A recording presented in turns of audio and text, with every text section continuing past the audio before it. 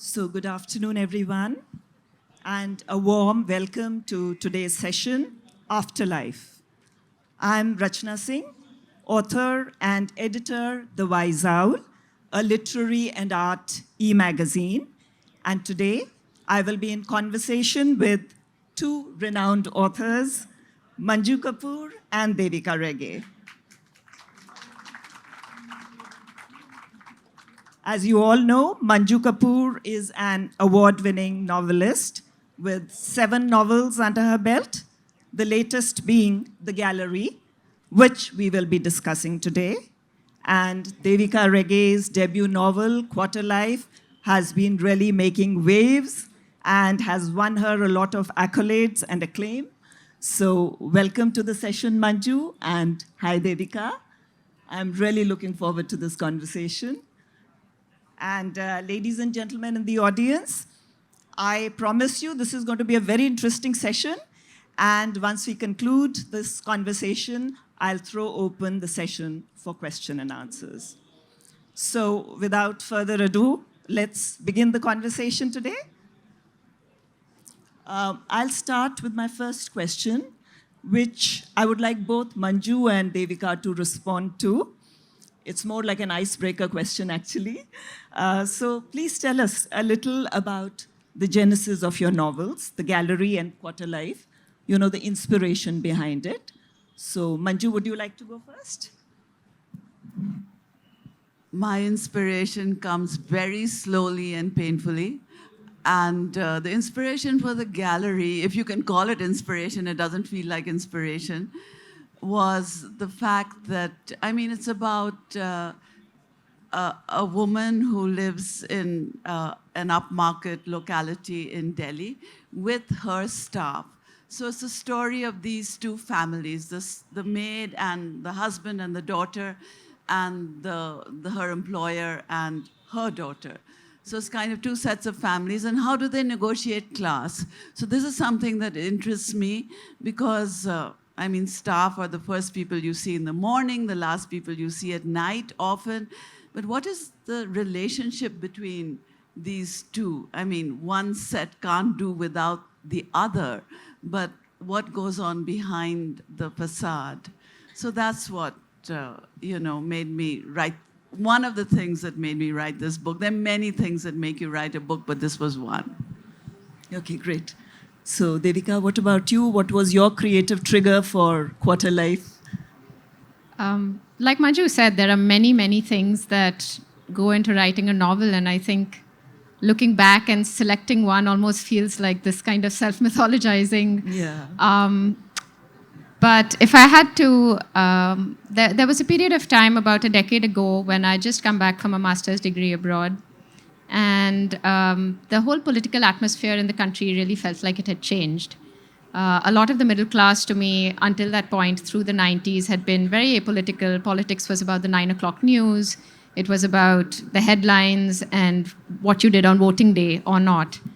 And now suddenly following, the Anna Hazare movement in 2011, the Nirbhaya tragedy in 12, and the Pride marches in 13, you felt that there was this period of great foment in the air.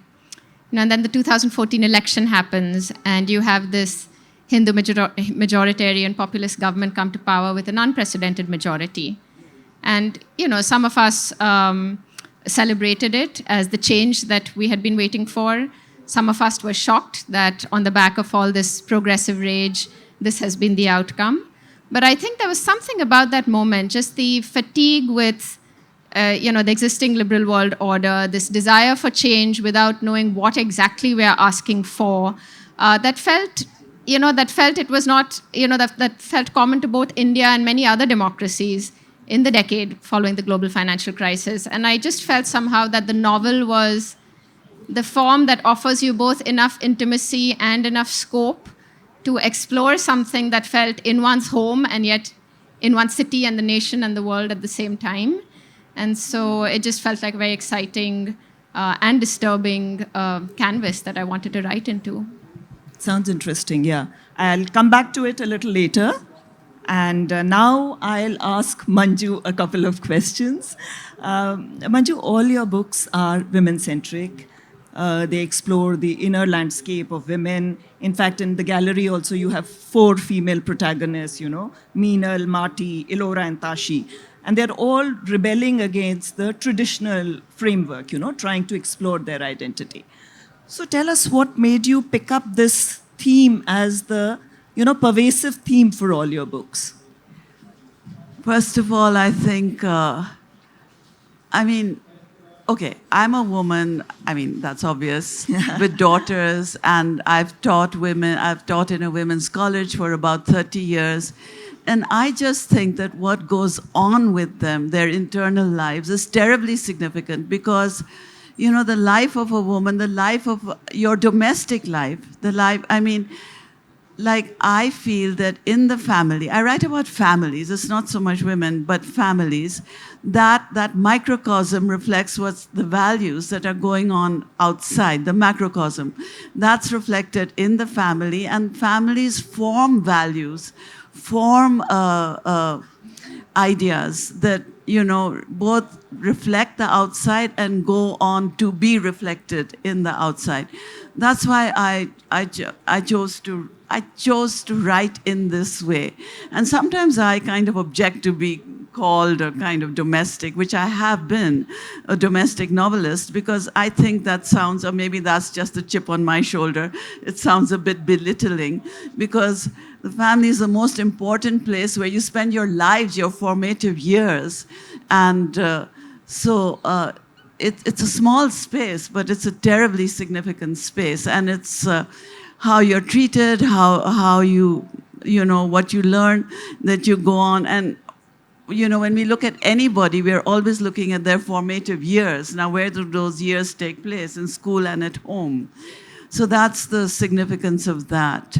So I write about the internal lives of women because I feel that the way in which I write, I feel not enough has been, at least so far as the Indian woman is concerned, not enough has been said about it. But that said, that's really my strength. And, I can make a nice point by saying not enough has been said about it.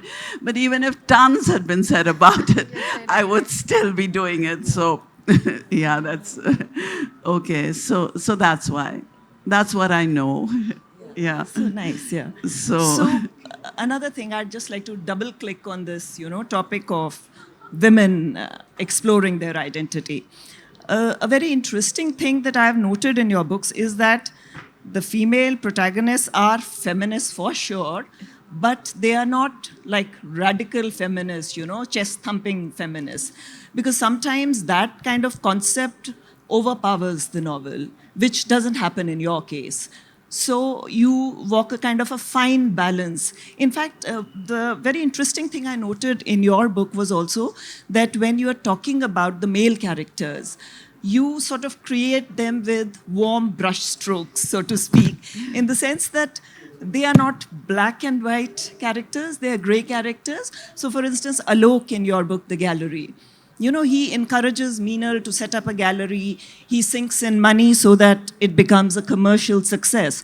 So in that sense, you have walked a tightrope and you have made it more of a human interest story than just a women-centric story. So what would you like to say about that? Well, I've been a teacher for almost 30 years. I taught in a women's college. And I am a feminist, front and center, absolutely. I don't think you can be a thinking woman and not be a feminist, because what do feminists want? They just want equality. They want, so it's kind of a no-brainer to me. Yeah. But as for, and also, okay, so I have this idea. I do have ideas behind my books. They are very theme-oriented. But I wish to reflect things rather than be didactic. I don't want to tell people what to think. That's up to them completely. But I do want to present a certain picture of society in a certain way that leads people to draw their own conclusions, whatever they may be.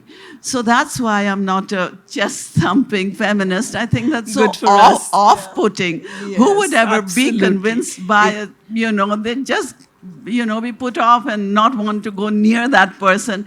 And that, in fact, is what has given feminism a kind of, not a dirty name, but, something that, like my husband would tell my daughters, don't be a feminist like her. Good heavens, I'd have to defend my attitudes at home, say. And my daughters are total feminists, and so, I'm proud of that. Yeah, so that's why I write the way I do. I don't wish to push things, but I do wish to show things. Yeah, good for you. Absolutely. So another thing, Manju, now switching from the concept of feminism to the breakdown of class barriers. That is one thing that you've touched upon in your book a lot. In fact, your protagonist, Meenal, believes very strongly in equality of, men and women in society. So much so that she tries to break down those barriers, and she gives equal opportunities to her own daughter and the daughter of her maid, which is wonderful, So, but the fact is that these class barriers are very strongly entrenched in our society.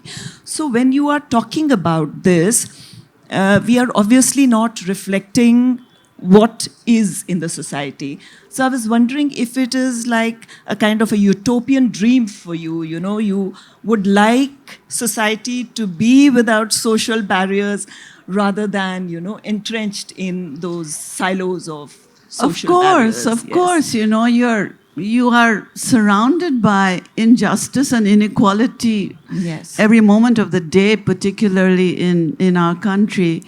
But it's a difficult thing to negotiate. And can I read just a paragraph? Yeah, please, go ahead. We would love to hear I read feel an excerpt. that I spend so much time working and polishing over the book that, in a way, it's kind of better. I've said it better in print than I do just as speaking. So although Meenal wishes for this, it's not easy for her. Of late, all her disturbed feelings had centered around staff who provided the cushion that made it possible for her to live as she did.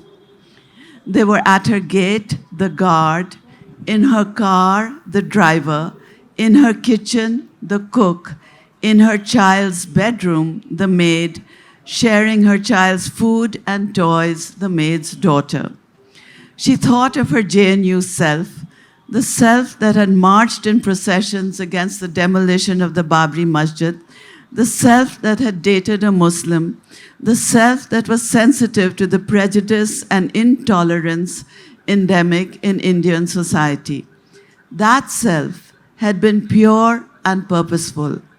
It was living in a household that screwed things up, trying to negotiate equality, gender, tradition, and patriarchy, all rolled into childcare, made her feel uneasy in ways she could not explain even to herself, let alone to some outside person, i.e., her husband.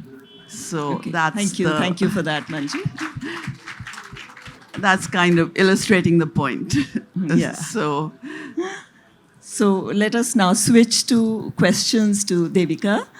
Devika, I just finished reading your book, Quarterlife, and what really stood out for me in your book was the diverse range of characters, the huge canvas that you have created.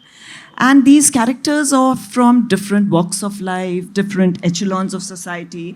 You have Naren, the corporate honcho, and you have Onkar, who's from an emotionally, backward and weaker section of society. You have Amanda from New England, all of them. Tell us, I'm very curious to know, how did you get into the skin of so many characters and talk about their inner landscape, It was a long process. Yeah. The book took many, many years to write. I think for me, sort of fiction it's not just a way to introspect on my own feelings. It's very much a kind of outward movement into the world. And so my process entirely derives from research. And so many of the characters in the book are, not one person, of course, they're all composites, but they are from communities or inhabiting spaces that I may not have had direct experience of, but that I went out into the world and tried to get experience of just staying with these people, following these people around, shadowing them, sometimes for years. Like there are young boys in Hindu right-wing volunteer groups that I followed for several years, followed into their hometowns to understand where they're coming from, what this kind of grassroots work looks like, at what point they might have broken away from this ideology but persisted, what fault lines there are within the Hindu right, for example, because we tend to think of it as a monolith, right? And so to understand all that, yes, the work was almost ethnographic in a sense, but I didn't have any institutional support. I was just doing it, on my own time. But yeah, that was the process. Yeah, that was pretty brave of you, in fact. So I would just like to sort of double click on your concept of characterization. In the last chapter, Release, you talk about the concept of composite characterization, the tool of composite characterization. And I'll just read out a few lines from what you say there. You say, here he sits on a boat made of many boats, the faces of many guides blending into his, and behind him a city that flickers and shifts, even as I nail the frame. So could you just elaborate on this concept of, composite characterization, the tool that you have used throughout in your book? So I think this is something that all fiction writers do. You'll take the facial features of someone you know and give them the punchlines of someone you interviewed, and give them maybe some part of your own experience wherever your experience overlaps. So I may lend a character something I know from my life as having experience as a woman, even if it's not maybe from the minority she's in. And I think the power of that composite lies in the kind of imaginative possibilities that it opens up, because you're not imagining something from scratch. You're taking the raw material of the world. But unlike the journalist, you're not looking at it just as data. You're sort of playing around with it to multiple ends. As in a book like Quarterlife, it's to pit certain characters against each other and see what kind of, what emerges. But there are other books where it might be used to reimagine a dystopia out of the elements of our time, or to imagine how a utopia out of the elements of our time. And so I think that is the power of fiction. And to be very honest, it's something I think all people do. We're doing it in our minds constantly, whether we're writers or not. We're taking the raw material of the world and we're playing out these different kind of possibilities with it. And I think all that writers or artists do differently is to somehow seize that and bring it into the real world in the form of a book or painting that then becomes a part of that reality that triggers new imaginations. Yeah, right. You're right, absolutely. And that's what makes your characters very multifaceted, multi-layered, and nuanced. So now I'll switch to the political aspect of your book. It has been described as a political Bildungsroman, as a study of 21st century democratic consciousness. So what are your thoughts on that? This is what everybody is saying, the newspapers are talking about it. But what about you? What do you think of that? Do you think it's a political coming of age, really? Or what do you say? There is a way how when the book goes into the world, it's 400 pages of so many small details. That's such a wide canvas, more than any art form, more than a painting, more than a symphony. And I think, and it's open to endless readings, but I think there is a way while as it goes into the world, those readings often get flattened by a certain process of marketing. And I sometimes even wonder whether sitting here and talking about it is a disservice to other readings in the book.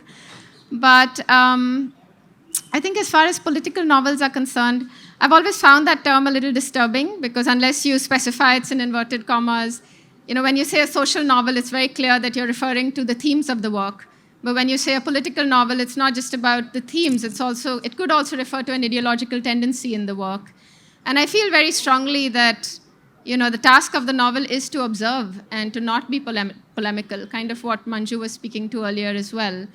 And so in trying to write Quarterlife, I often had this feeling of myself as just being some kind of vessel bringing in far more intelligent, sort of culling in far more intelligences than my own, far more lived realities than my own, far more opinions than my own. But of course, the question on the other side of that is, does the book descend into a complete kind of moral relativism? Is the novelist a completely amoral person? And I do think most writers I know are disturbed by that prospect. And so, even though the book isn't necessarily polemical, there is often a kind of ethical or moral undercurrent running through the work, which is perhaps as it should be. I can't think of any great work of literature that in some way has not had that moving through the work, while at the same time being far more open to readings than a political treatise or manifesto. Okay, and why the year 2014? Why was that the pivot year for you? I think it goes back to that, the first question you asked. I think there was a lot in the air of the time that seemed to exemplify certain changes that actually started far before 2014. So I think a lot of what is in the air started in the early 90s. A lot of it was not limited to India alone. It was, we've seen it in large democracies following the global financial crisis. Whether it's the US with Trump, whether it's the UK with Brexit, that kind of intense polarization. But 2014 did bring it all to the fore. It's when things that had been subliminal, subterranean, all suddenly erupted. And so there was this kind of moment of reckoning. But, that year is only a frame. I don't think there is a point in the novel. I'm not sure where the year is spelled out at all. Because the intention is to use it, or even India, or even Maharashtra, where the story is set, as a kind of case study to look at something far more fundamental about human nature. What are the moral justifications below certain wide-scale political beliefs? What is the psychology that leads people to have the beliefs they do? What is the drama of conscience on the other side that's going to run up against those beliefs? And I think those were my interests when I was writing. And but of course, you can't reach that universal without going through the particular. And so 2014 or Mumbai or Maharashtra or India, these were my particulars. They were the frame, if you will. So yeah, sometimes I hesitate to overstate, the importance of the setting. Yeah. Okay, so just continuing on this thread a little bit. Your book's blurb reads, "From identity politics to corporate avarice to the limits of idealism, each character embodies a hypothesis." So could you just elaborate that, a little bit, maybe in the context of one of the characters, say Narain or Rohit? And do you ultimately feel that that hypothesis was proved or debunked, or it is just a process, evolving? The character is evolving, and so is the hypothesis. Yes, I mean, there's another part in the last chapter that says that, the original premises fall apart as the book evolves, and it sort of, each section is a movement that builds on the last. And I think it's different for different writers. There are some who have an outline entirely at the beginning. But for me, I don't know, if I know what's going to happen at the end at the beginning, the project feels boring. Like, why would I write about what I know? And Too so it rigid. was, yeah, and so it was a very, very organic process. Just to give you an example, rather than sort of focusing on one character, when I started, there were 3 characters, which to me sort of represented, an insider's view in the form of Rohit, who's this young Indian who's never left India. There's the outsider in the form of Amanda, who's this American girl who's come to India. And there's the insider-outsider in the form of Narain, who's from the US or has spent a long time in the US but come back home. And, there were some anxieties I had about the time, about why politics was playing out as it was. And these characters helped me explore that, helped me explore the certain worldviews, that I felt were driving this kind of change.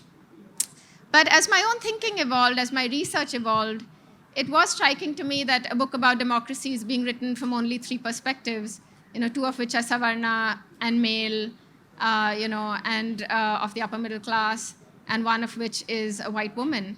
And so there was this desire to make the book more democratic and to bring in a wider range of characters like Omkar, whom you mentioned, or Kedar.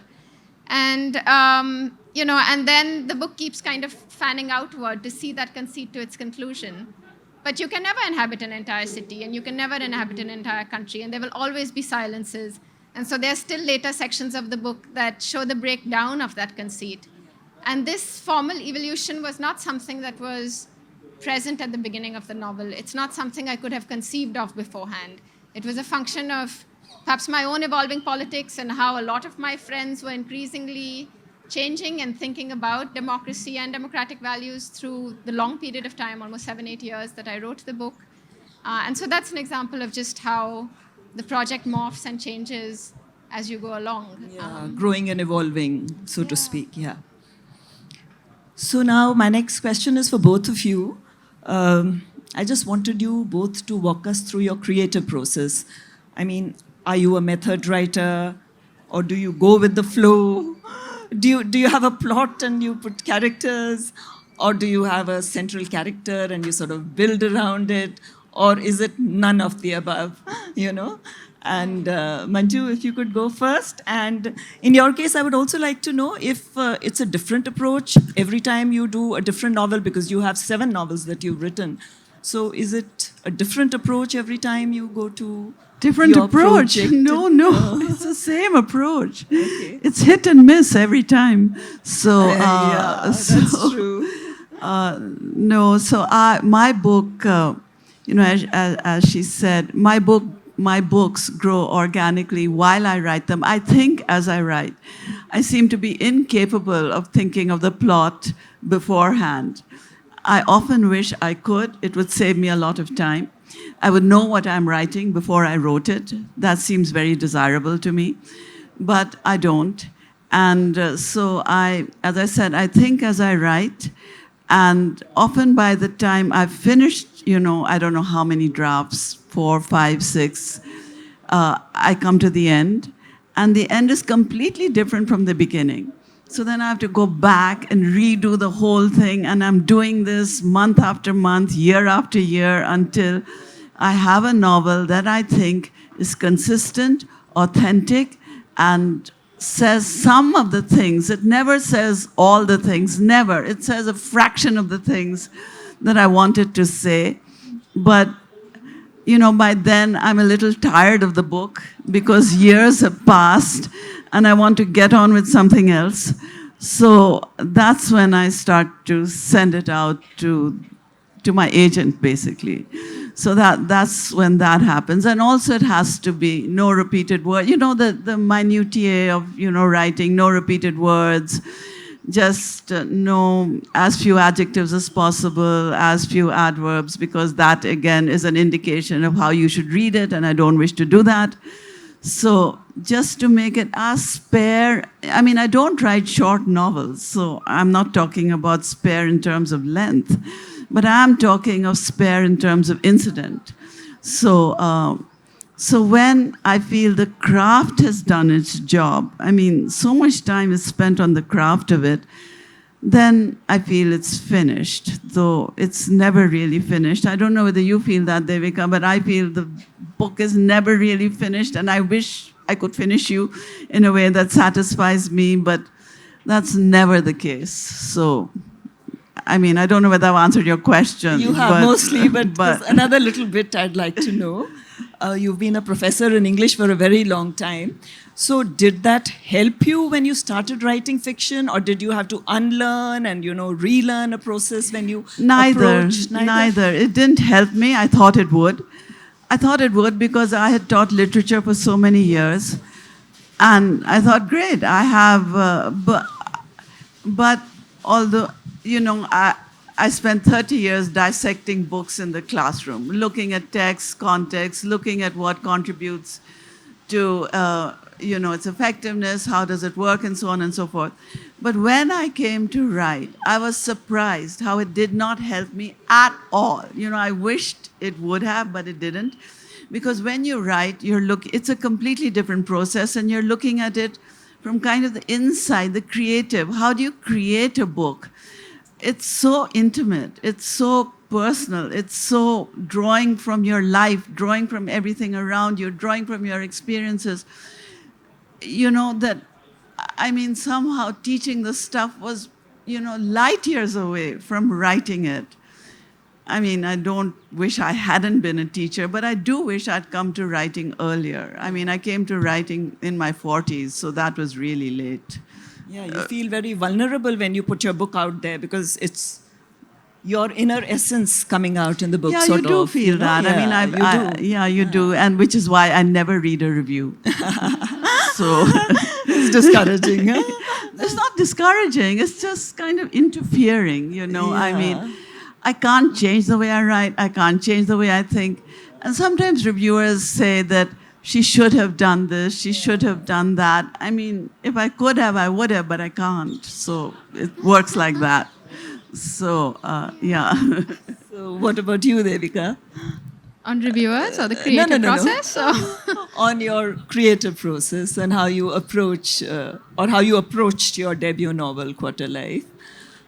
How long did it take you to, start writing it? How much time your research took? And then when you got down to it, how long did it take you to write?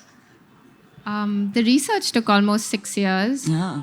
So it's not that I researched it and then I wrote it. These things fed into each other. Yeah. It was a kind of symbiotic, let me put it this way. When I'm writing, there's a movement outward into the world that impacts the work. So, for example, I may not have thought that a character like Omkar was important enough when I started to merit a point of view or a perspective chapter of his own. But as I go further into the world, I realize that, this character needs to be a lot more dominant in the text if this is the story that I'm telling. So that would be an example of the research changing the shape of the text. But there is also an element of introspection, and that for me crept in the later years of research, where I started to understand that no matter how invisible I thought I was, this novel, if it is about representation, is coming from a certain point of view. However imaginative it is, however much you've transcended yourself, it is still very much the perspective of one person and not God. And so then I became a little more reflexive about what that had meant for the choices in the novel. And that has also been a part, as I described, of shaping the book, and of the book being in some ways aware of the ways it's been thought about. And each section reflects that, those choices, like why those choices were made. At times, if you give someone a perspective, it opens up, it sends the story in a totally different direction. Then you make another choice, and you're almost curious to see where that will go. And there's a lovely line by a Chinese poet and philosopher called Lu Ji, who says that a composition is the incarnation of many living gestures. And I think that just really sums up my experience of writing this first book. Each chapter, each new character, each new section was a response to the world. And at some point towards the end, as Manju said, there's a point at which you feel you've spent as much time as you could in this life thinking on this subject and on this text, and you let it go. But that's far from suggesting the novel is complete or that you have any kind of closure. And perhaps one of the beautiful things about the novel is that it's endlessly open, and the writer doesn't put the copestone on it. It's the readers who do that. Yeah. So here I'd again like to get back to your chapter Release, because that talks about your creative process a bit, In that you say, I'm just going to read out a bit from there. You say that in any long steeped fiction, the premise evolves, fissions, or becomes irrelevant as the story grows. New answers give rise to newer and subtler questions. So I'm not going to try and put you on the mat here, but just to know which premise in this case became irrelevant for you. And as an add-on, tell us what newer and subtler questions arose at the end of the novel. So I'm so hesitant to answer these questions because I really feel that it's a reading that then, that flattens. Gets impacted a bit. Yeah, it sort of, it betrays the text in some way. Okay. But I think certainly some of the kind of worldviews that I opened the novel trying to investigate, have completely, even the reasons for wanting to investigate them or thinking that these are the most important worldviews of that moment gets changed by the end of the book, right? And so it might be something as simple as that, or even the last section that you mentioned. I didn't know that I was going to tell it from the perspective of the narrator, because the narrator doesn't appear anywhere else in the text. And that decision, when it came, was an outcome of having written an entire book that thinks so much about representation and who is given a voice and not. And, there was feedback that, should the book end where the story ends? Should it end where, should this narrator's voice be a part of the story? And I think there are many times in the book, or many times as writers, when your aesthetic side and your ethical side are in conflict with one another. And for me, I got a lot of guidance from this particular essay I read by Walter Benjamin called The Author as Producer, in which he says that there is no difference between the moral and the literary tendency of the work. If it feels important to the work that its position is betrayed, to a work like this, it is a work one of whose central themes is democracy, in the final chapter, then that for me would be a superior aesthetic call as well. And so I think that's why that chapter exists, which is just one of the examples of something that may not have seemed relevant at all at the beginning of the book, but assumes a lot of relevance as the book goes on. Okay, that sounds good. I think we're running out of time, so I think on this thought-provoking note, let's just conclude the conversation. Thank you so much, Manju and Devika, for making this interaction so interesting, so enlightening. A lot of food for thought there for all of us. Over to the audience now. It is your turn to ask questions. So we have 10 minutes for questions.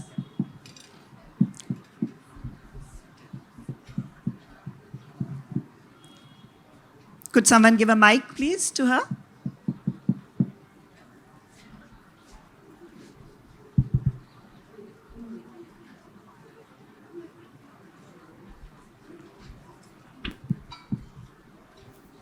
Hello.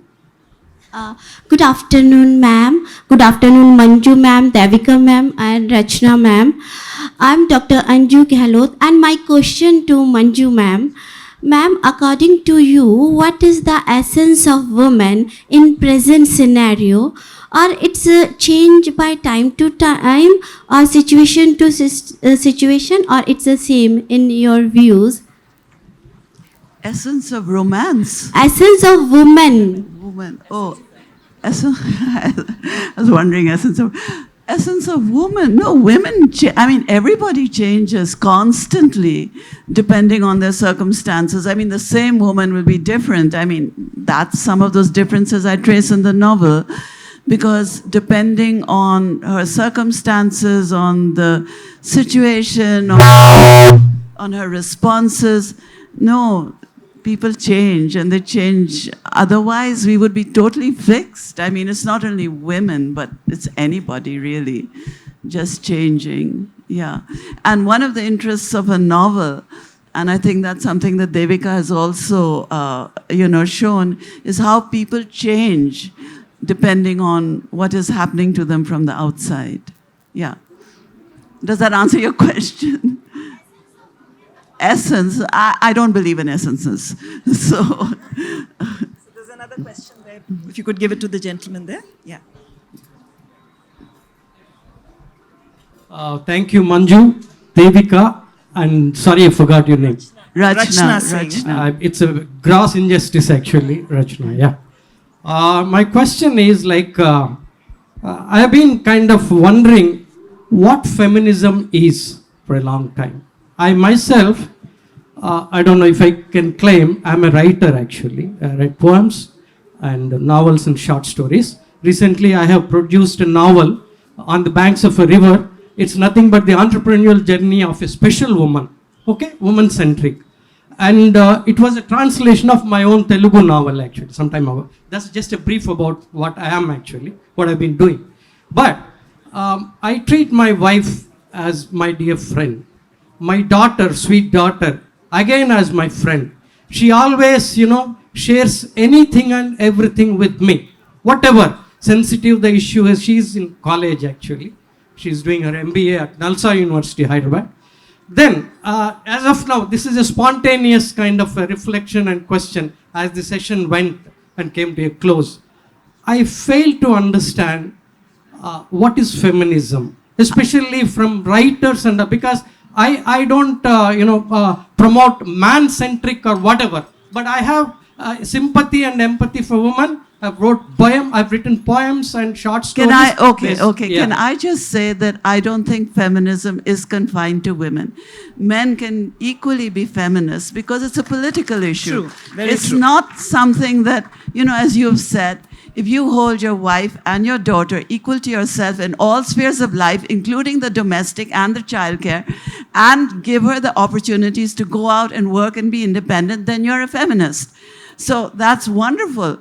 And as I said, what is a feminist? It is somebody who just wants the opportunity that, often men have to give them because they have, so much more power than women do in the house and outside. They have to give them, cede these chances to women by helping them. And, this is what feminism is. As I said, it's a political situation and not confined to women. Absolutely. There's another question there.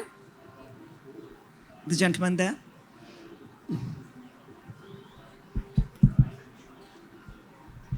Yeah, so Manju ma'am, I read your book and I loved the book. So my question is that at the initiation of the conversation, you said that it is story of two families, but the title is The Gallery and entire book revolves around the gallery. And then we were talking about the method of the writing. So was it decided earlier, title and the central theme of gallery, or was it developed during the writing? It was developed at the time of publishing. Finally, when they said, you have to choose a title. And because this book, as you said, was about art, was about gallery, was about a woman's independence, but was also about mothers and daughters, I can't tell you how many titles were chosen and rejected. 4 women, 2 women, 3 women, artists, The Long Journey Home, which is my favorite title for every book I write. Every book I write, The Long Journey Home. Everybody says, what a stupid title. So it was chosen when the publisher said, you have to choose a title. It's gone on long enough. So I'm very bad with titles because I think, maybe wrongly or rightly that my books are about everything. How can I pick just one strand and say it's about that? But a book has to have a title. So this is it. So that's a good question, by the way. It pointed to the weakness in my... in my process. I'm afraid we are running out of time, but one last question at the back there.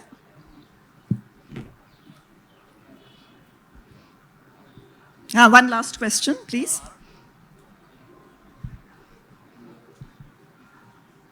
Good afternoon, panel. I'm sorry I'm not able to stand to pay my respects. I have a lot on my lap. I just wanted to ask Devika ma'am. She mentioned incorporating aesthetics versus ethics in writing. So when it comes towards the plot twist or the plot line where it's getting heated, where do you lean towards more? As I said, they are ultimately integrated. I don't think there is a superior aesthetic call. Let me give you a more concrete example. One of the things that I struggled with was writing the book, for example, was to show the extent of the bigotry or violence in certain moments or in certain dialogues. For example, when you're showing intercommunal disharmony, you come across some really, really vile comments from people. And you really wonder when you reproduce them in the text whether you are showing up society for what it is, which is what you want to do. You want to confront the truth. You want the reader to confront the truth. Or whether you are feeding into a culture of violence because someone may not have thought that way about the particular community before, but now when they read it, they're going to think that way. Or somebody who is from that community might feel extremely pained if this is the first time they've come across such a line. And those things matter to me. I don't think I can be, if somebody feels that kind of, that violence inflicted on them by the page, it's worrying to me. So there is, to answer your question, there's no one answer. Each of these are like these little negotiations that you make with every scene.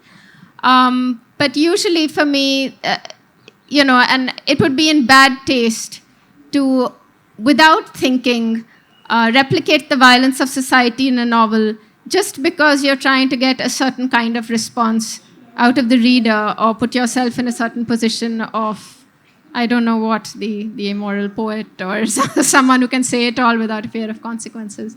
So, yeah, I mean, there's no one answer. One really negotiates it with every scene, with every incident in the book where those things run up in conflict. All I can say is that negotiating it felt important rather than just constantly privileging one over the other. So I think we can squeeze in one last question, just the last, absolutely last question. There's somebody at the back? Afternoon, all of you. My little question, do you ever felt after making your characters, any character, why did I make you? It was my mistake. Have you ever felt that? If you're asking me, absolutely not. My characters do what I want them to do. I never, they never run away with me. I don't understand this concept. I mean, I'm writing you. I mean, I made you, so it's not like children. You can make them and then they, just...